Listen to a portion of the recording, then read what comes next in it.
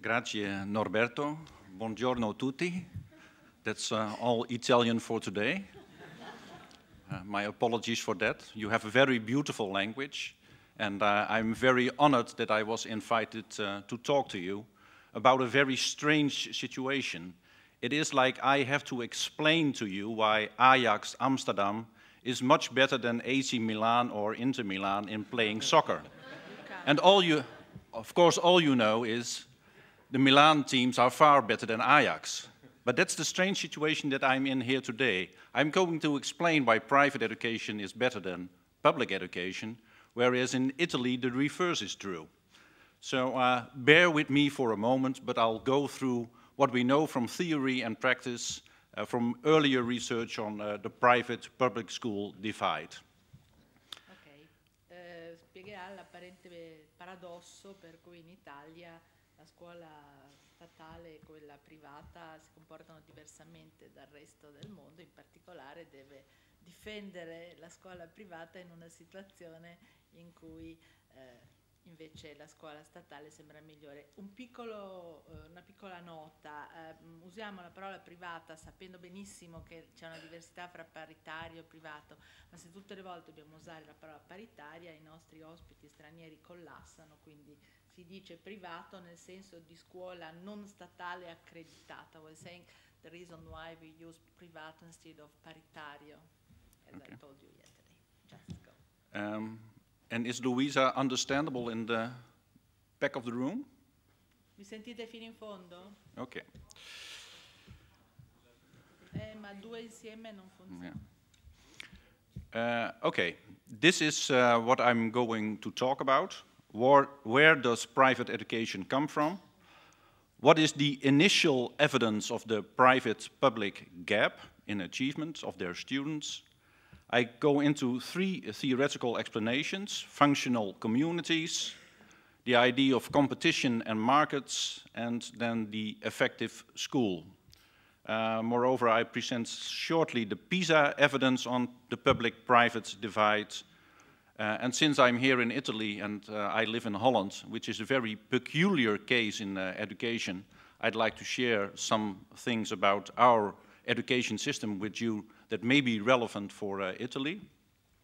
And I end not with solutions, but with problems. I'm a scientist, so I don't solve, I only see problems. Where does private education come from? There are 3 main reasons. The first is there is an excess demand of education. Normally, that doesn't occur in industrialized countries. This is more the case in some developing countries. The demand for education is much bigger than the state can provide, and there comes private education. The second drive is differentiated demand. The state only provides a certain kind of education, but parents are interested in other sorts of education. And because of this differentiated demand, private education tries to solve this problem. And the third origin of private education is there is a supply of non-profit entrepreneurship, like Roberto Pasolini. People are interested in providing education for the good sake, not necessarily to make money out of it, but to do good to people who need this type of education. Questo non traduco tutto, i punti principali così poi seguite. Il primo punto era come mai come mai esiste la scuola privata. 3 ordini di ragioni. Ci sono più richieste di quanto lo Stato possa rispondere, e questo accade nei paesi in via di sviluppo. C'è una domanda differenziata o per qualità o per tipo di istruzione.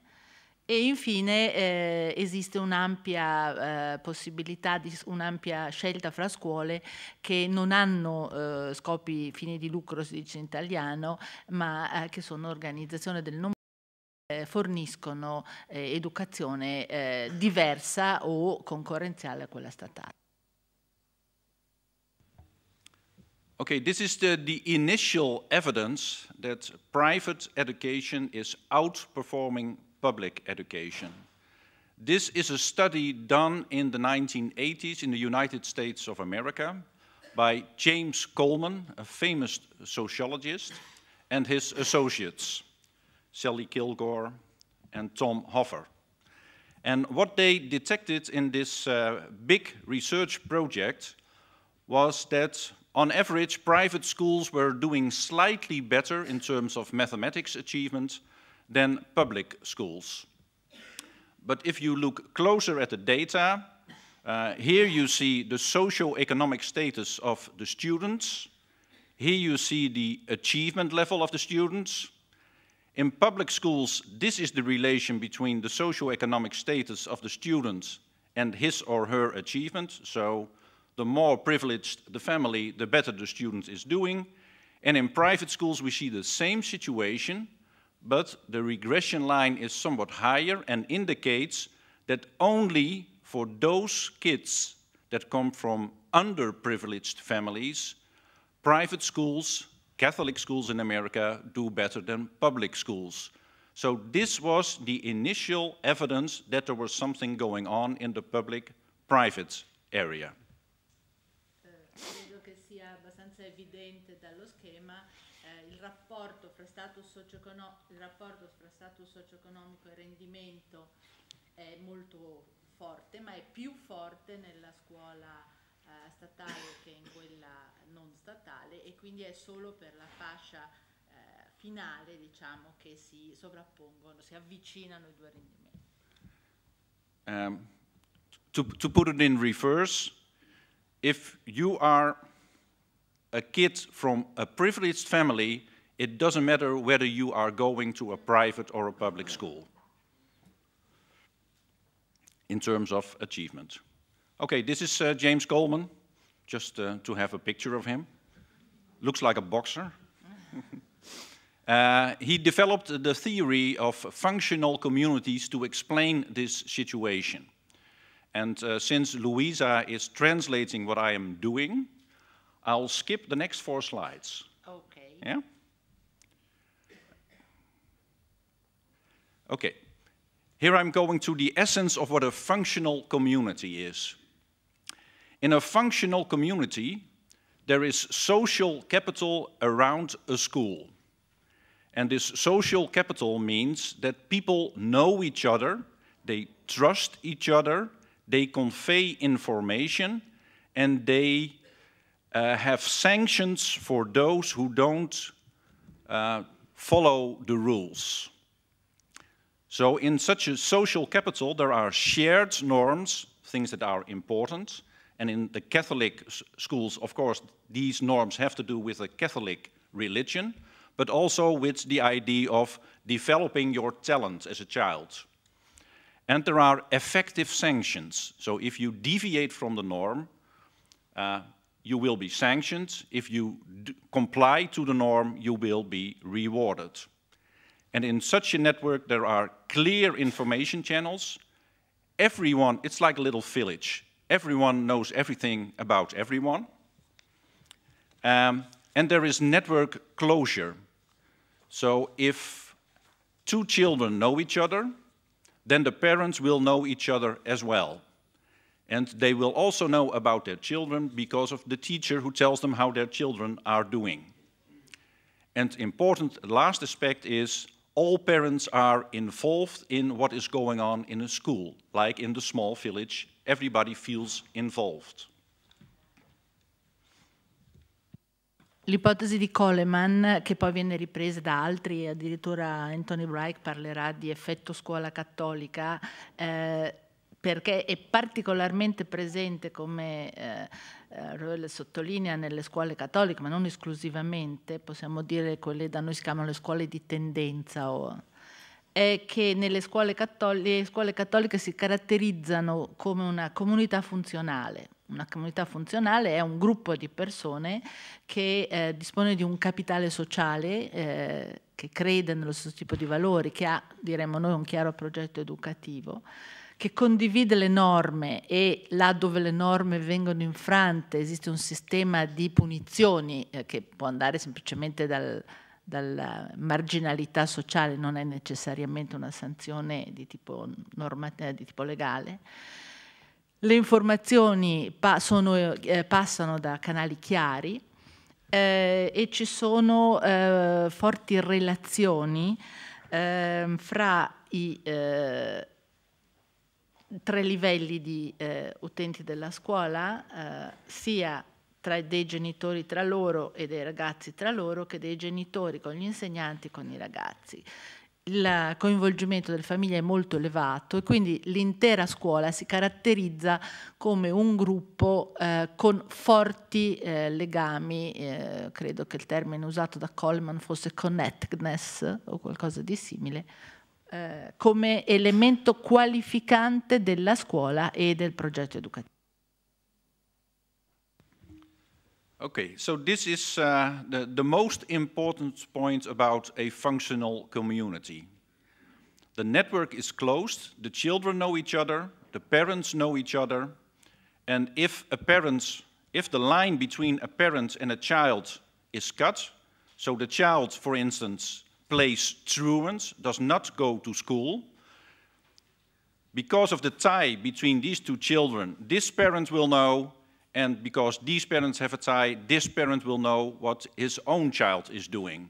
So this is basically the idea of a closed network that conveys all the information necessary to effectively sanction everything that is okay and to punish everything that is not okay.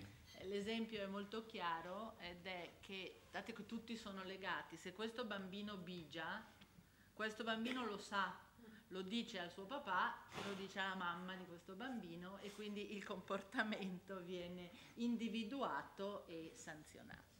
So the whole idea of Coleman and the functional communities is Catholic schools are like small villages. Everybody keeps control of everybody. Okay, we had a phenomenon. Private schools did better in certain respects than public schools. We had a first scientist, a sociologist. Now comes in 2 people from economy, John Chubb and Terry Moe. They used the same source and the same data to go for another explanation of the same phenomenon. And their work is known under politics, markets, and the organization of schools. Okay, what they saw in the public domain for state schools is a very layered system of responsibilities, authority, and control.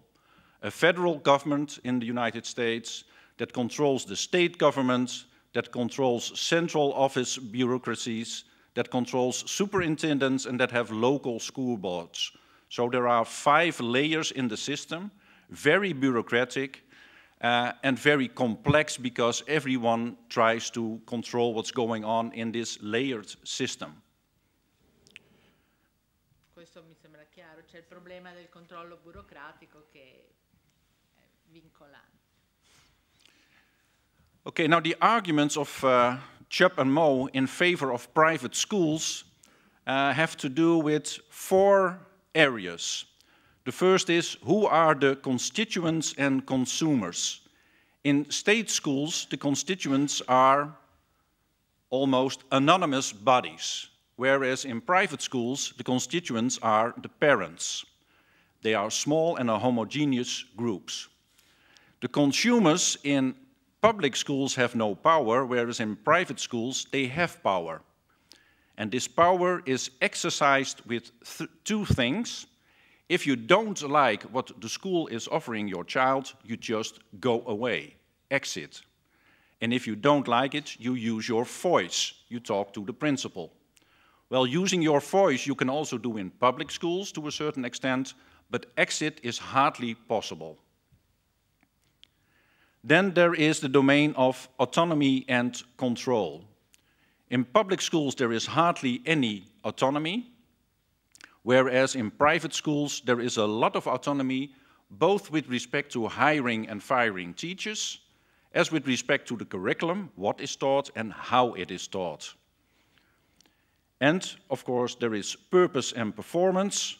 the most interesting difference between private schools and public schools is that performance in the school is tied to the interest of parents and students.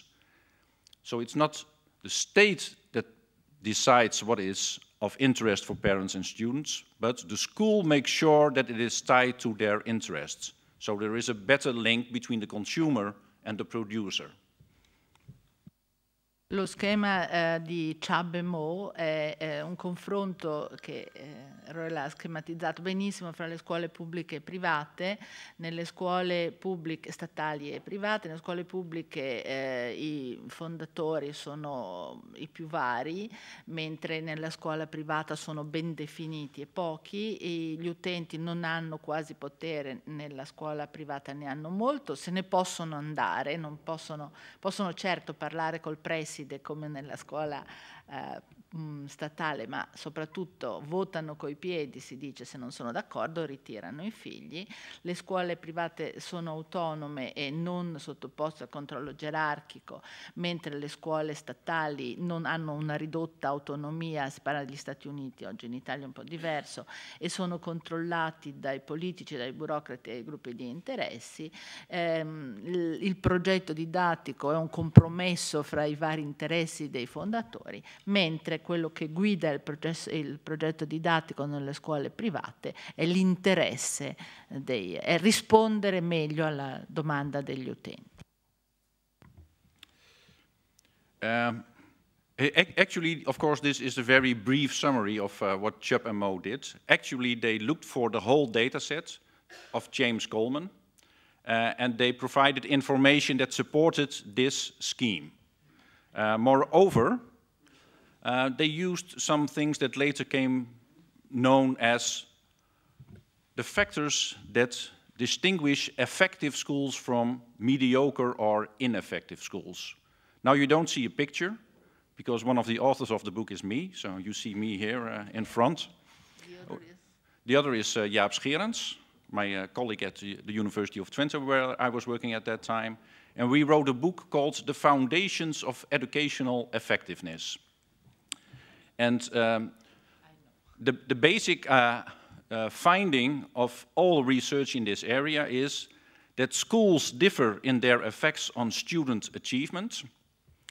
Approximately 15% of the variation in achievement between students has to do with the school they are going to. That's not very much, but it's something. And it's, in a picture, it looks something like this. These are 50 schools in my country. They are ordered in terms of their value added to student achievement, so what they have entered after students, what they have added after students have entered the secondary school. The worst school is over here, and the best school is over there, with the most value added. And we have a confidence interval. You have seen one before today. And the confidence interval indicates the parameter may be a little bit higher or a little bit lower. In essence, of the 50 schools, almost 30 can't be distinguished from being mediocre or average. So that's the general picture. But we can see that there are some schools that are doing really worse than average, and some schools are really doing better than average. So this is what this 15% implies. Questo mi sembra chiaro. Mostra come non è vero che le scuole sono tutte uguali. Differiscono fino a un 15%, e questa differenza è stabile negli anni. But that I didn't say, so I translate the Italian part now. What we know from research is that good schools are not good this year, but also good the next year and the year thereafter. But over time, in 10 years' time, it becomes a little bit fake, and even a bad school can then be very good, and a very good school can then be very bad. But on average, a good school stays good for a couple of years. And it doesn't matter whether we are talking about mathematics, science, or reading. Mostly they are good in all domains. And there is no relationship with socio-affective outcomes. So if a parent says, I want my child on a school where he feels well, that not necessarily is a school that does very well in math and reading, or is very poor in math and reading. There is no relationship. So just as a parent, go for a school that does well in the achievement domain. Importante fare una precisazione. Noi in Italia non disponiamo di dati per la valutazione delle scuole, ma solo di dati per la valutazione degli studenti. I was telling them that in our assessment system we don't have any data of this kind. We can't assess school. Questa è una delle cose che invece ci proporremmo di fare. Forse Elena vorrà dire qualcosa sul fatto che in Val si aspettavano, pensavano di poterlo fare, ma la cosa è molto in discussione. Due dati molto importanti che il professor Bosker ha sottolineato, ed è che se una buona scuola è stabile negli anni, cioè ci vogliono 10 anni almeno prima che una scuola si modifichi in bene o in male, riguarda tutte le materie, più o meno tutte le materie, e non è collegato agli obiettivi non cognitivi della scuola, cioè l'apprendimento può essere molto elevato, ma l'ambiente per i ragazzi è essere poco accogliente. Okay, here is the answer to the questions of Tommaso. Tommaso was asking, well, what are the factors that distinguish good schools from bad schools? And from all research in the last 25 years, we have a clear picture of what makes a good school a good school. And with a good school, I mean a good school in terms of high student achievement. Those schools have school leadership that is visionary, goal-oriented, and supportive. And goal-oriented means also you stick to a goal and you don't have 20 goals. There is achievement pressure for the basic subjects being math, reading, and for instance English, inglese. The team of teachers is cohesive. They work as a team, not as a bunch of individuals. That, of course, is the difference between Barcelona and Real Madrid. Barcelona is a cohesive team. And it functions as a professional learning community. The door is open so you can have feedback from your colleagues. And your colleague teacher is telling you, maybe you can improve this a little bit, or that is a very good aspect, so keep hold of it. So it functions as a professional learning community. There is an orderly and safe school climate conducive to learning. There are procedures for monitoring and evaluation. How is the school doing? How are the teachers doing? How are the individual students doing? And of course, a good school has high quality teachers.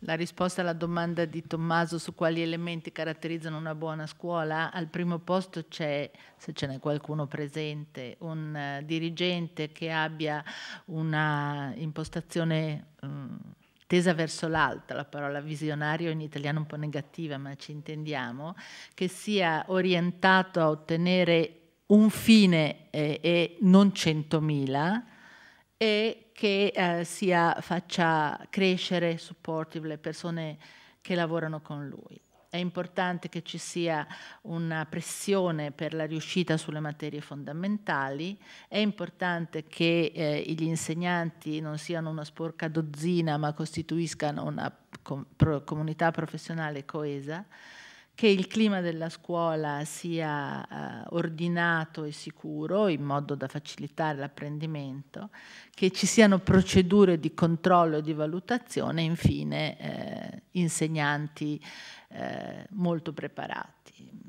Chiaramente la situazione italiana rende difficile una progettazione in questo senso perché non consente l'autonomia, come diceva lui, to hire and fire, di reclutare e licenziare gli insegnanti. And since a high-quality school also has high-quality teachers. It's good to know what is a high-quality teacher. A high-quality teacher has high expectations. There is a famous result called the Pygmalion effect, where teachers were told what the learning potential of their students was. In actual fact, they were given random information. The information was not correct.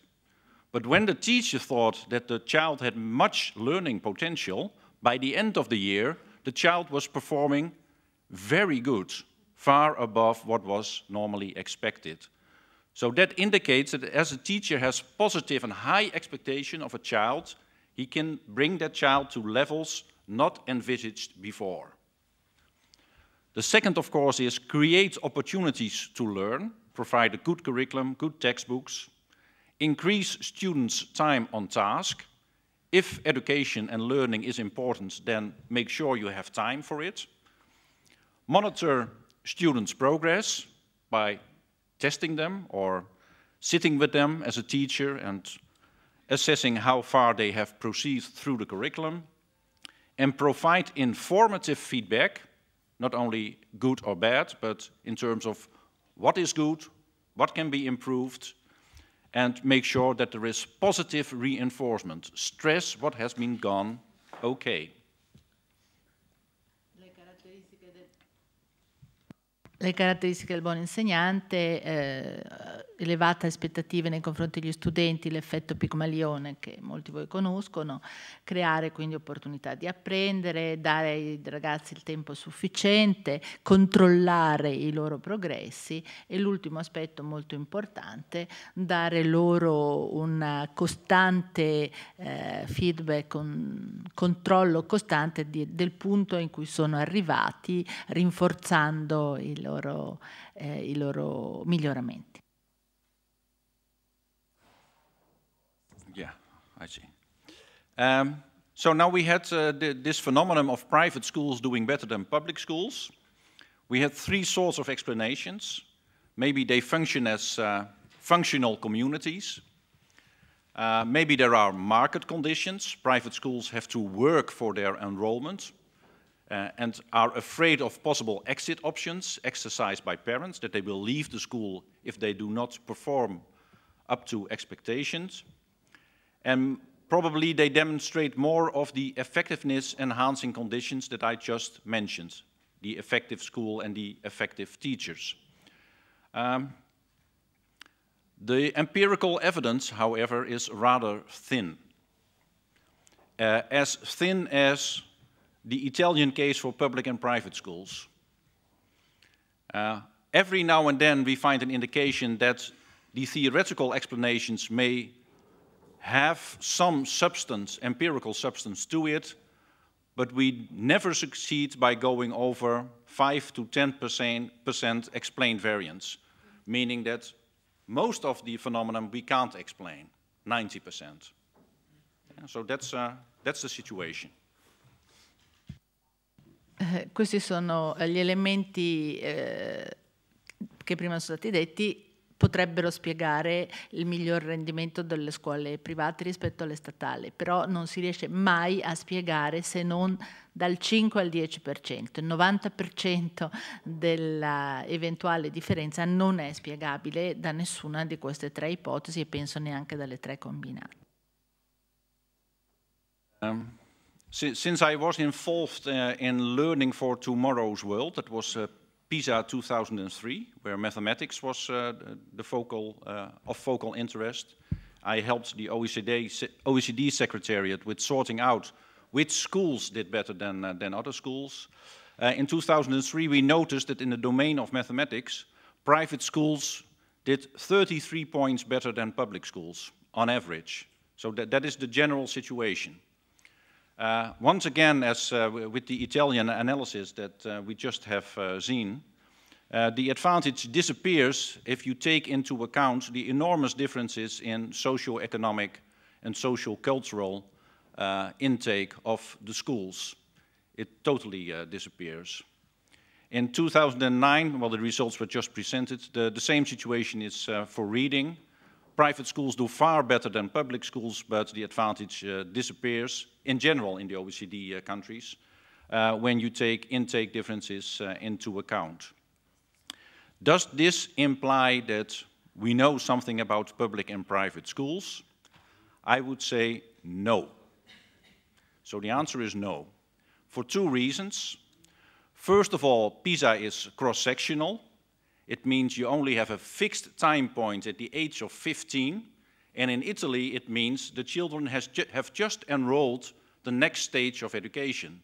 So actually what they have achieved on that age is caused by everything before that, in the primary school and in the first stage of secondary education, and not by that stage of secondary education. And the second thing, of course, is suppose that you know of a school where students have a very high achievement. Well, you only know so because you are a parent that is well informed, you are highly educated yourself, and you know where to get this information. So the child comes from a high status family. Now the reverse is true. Because you know that the school is doing very good, you will send your child to it. So it's not the school that is going good because it catches children from privileged families. No, the privileged families know where to send their child to get good education. So the reverse may also be true. We just don't know. I primi due dati dicono che il controllo fatto nel 2003 sulla media dei paesi in matematica mostra che le scuole private hanno circa un rendimento di un terzo superiore che scompare tenendo sotto controllo l'appartenenza allo status, e nel 2009 per la lettura un quarto di vantaggio che scompare tenendo sotto controllo la lettura. Ci sono due motivazioni che rendono poco utilizzabili i dati PISA. La prima, come aveva già detto qualcuno, forse Tommaso o Giorgio, non ricordo, che è un dato puntuale, non è un dato ripetuto, cioè sono i quindicenni fotografati in quell'istante, non è un dato dinamico. E il secondo, mi viene da ridere perché l'avevo scritto anch'io nella relazione che avevo preparato, è che i genitori più informati mandano i loro figli nelle scuole migliori. Si crea quindi un effetto virtuoso per cui i ragazzi migliori vanno nelle scuole migliori e ne migliorano ulteriormente il rendimento. E c'è anche un effetto perverso per cui i ragazzi meno privilegiati vanno nelle scuole peggiori. Allora il discorso è non di impedire la scelta, questo lo dico io, non l'ha detto lui, ma di accrescere le informazioni, perché se le informazioni sono patrimonio solo delle famiglie più di stato socio-economico migliore, questa situazione inevitabilmente si protrarrà nel tempo. I told them that the solution for that is to improve information. Okay. Now a sidestep to my country, Holland, Paesi Bassi, Olanda. We are a very strange country for many reasons. But one is because of our constitution in 1917. Before 1917, there was only public education. But many churches and families wanted to have their child in an environment which they thought was in agreement with their vision and pedagogy. So they want to raise the child according to their religious beliefs. In 1917, by constitution, religious schools came in the same position as public schools. And they were funded by the government to the same amount as public schools. In 1917, there was a national committee installed, the National Education Council, and one of the tasks is to look into the effects of this law. And I'm honored that I'm a member of that National Education Council, almost 100 years later. The most important implication of this article in the Constitution is that parents are free to start a school, to govern a school, and to choose a school. So there is no restriction. If you live in Milan and you want to send your child to Rome because you think that's a better school, in my country, you may do so. So there is total freedom of school choice. And for that reason, many people from all over the world think that we have an ideal market situation in the Netherlands. I'm going to talk about that on my next slide.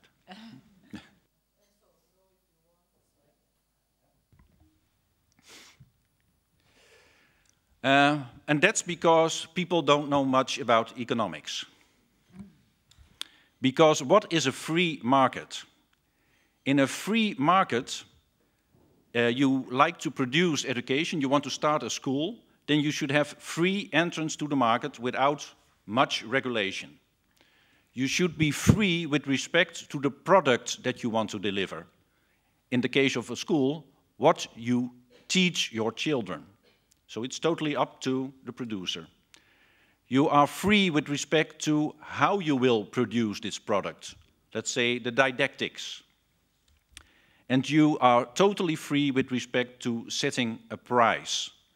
Now you have noticed that out of the 4 things on the supply side of a real free market, 2 are in red, because these are not the situation in my country. The state demands what should be taught in terms of examination demands. And the state demands what the price of it is that parents should pay for it. On the demand side, in a really free market, the consumer is free with respect to the choice of the producer, so choosing a school. That is the case in my country. But once you have chosen a school, you should also be free with respect to the choice of the product. What is taught in that school? But you are not free as a parent in my country because we have something like a national curriculum. Not really, but in terms of the objectives and the goals. On the demand side, there should be adequate information on price and quality.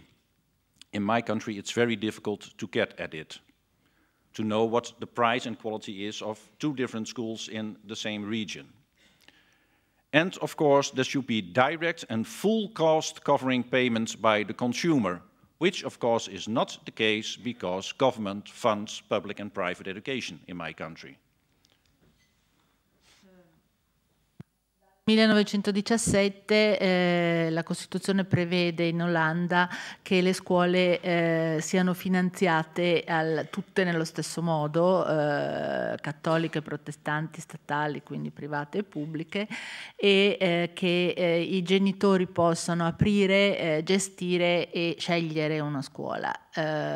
Come mai questo non si caratterizza come un vero mercato libero? Dal punto di vista del produttore, perché possono aprire una scuola e possono decidere i metodi, ma non possono decidere il contenuto che è fissato più o meno dallo Stato, e non possono fissare liberamente il prezzo perché è fissato anch'esso dallo Stato. Dal punto di vista della domanda, le famiglie possono solo scegliere la scuola perché all'interno della scuola devono adattarsi ai programmi, fanno fatica ad avere informazioni sulle caratteristiche della scuola e infine non possono pagare loro la scuola perché la scuola è finanziata dallo Stato e quindi non possono usare la leva del pagamento diretto per modificare la scuola. So that brings me to my last slide, and that slide is not answers but problems. It's very hard to find clear evidence in favor of private schools in terms of net value-added effects. You have this problem in Italy. The OECD has seen it in earlier PISA studies. Only since 1986, the famous High School and Beyond study, I haven't seen studies much demonstrating that private schools produce more value-added than public schools. The second problem is, maybe if we find some effects, the effects may be selection effects rather than real effects. Maybe some of these schools are able to select good teachers, which of course is what we want, but maybe they are also selective in letting only certain students come to those schools. In my country, we suspect certain schools that they restrict immigrant children to come to their school because of religious arguments, whereas in fact they have to do with things like problems, achievements, and not with religion at all. As you have seen, there are more theories than facts. Nice theories about functional communities, markets, effective schools, but the facts are rather thin. I also demonstrated that private education should outperform public schooling if it can operate in a real free market. But as you have seen for the 8 conditions, even in my country, it's hard to fulfill them. So for the time being, on the public-private debate, there are more questions than there are answers. And I wish you all the best with the study of public and private schools in Italy for the future. Molto grazie.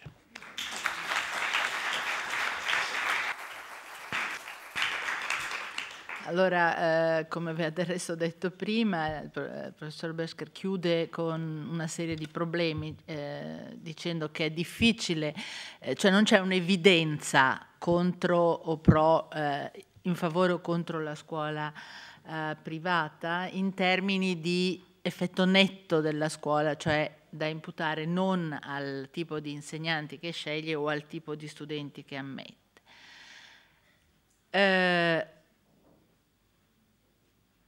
Ci sono più teorie che fatti. In un vero mercato educativo non è mai stato realizzato, nemmeno in Olanda, che è ritenuta da molti il paese più avanzato su questo livello, e quindi per esempio sulla selezione degli studenti di fatto viene effettuata una scrematura. In Italia il problema è legato al fatto che le scuole paritarie, essendo scuole non finanziate, ad esempio non hanno gli insegnanti di sostegno, e quindi un certo numero di scuole limita forzatamente le iscrizioni ai ragazzi disabili perché non avrebbe i mezzi per assisterli, se non con un ulteriore aggravio economico delle famiglie. Però per esempio ragazzi stranieri vengono marginalizzati con la scusa della religione, poi c'è tutto il problema delle scuole islamiche, cioè ci sono moltissimi problemi. Ci augura buon lavoro rispetto alla possibilità di un confronto effettivo, lo ringraziamo di questo supporto. I think that we will ask your help if we start with a real school assessment, perhaps not in this life but in a